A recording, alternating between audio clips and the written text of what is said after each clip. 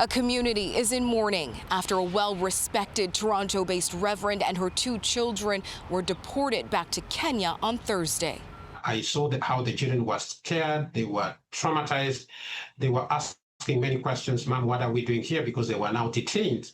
Advocates say Reverend Rosalind and her family went to the Canada Border Services Agency offices on Wednesday, awaiting a decision on their deferral for deportation application, but instead was unexpectedly taken into custody. That particular day was a very distressful day for them, especially mother and 2 children having to go to a detention center. They had not planned.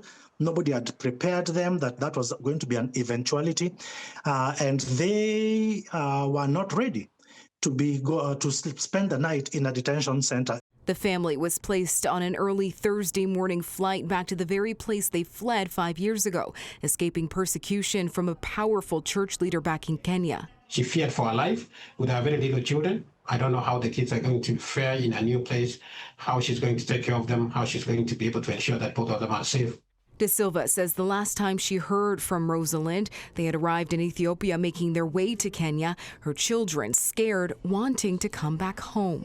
This government, this prime minister, ran on this idea that they would stand up to Trump politics, but instead what they've done was deport pastors, jail children.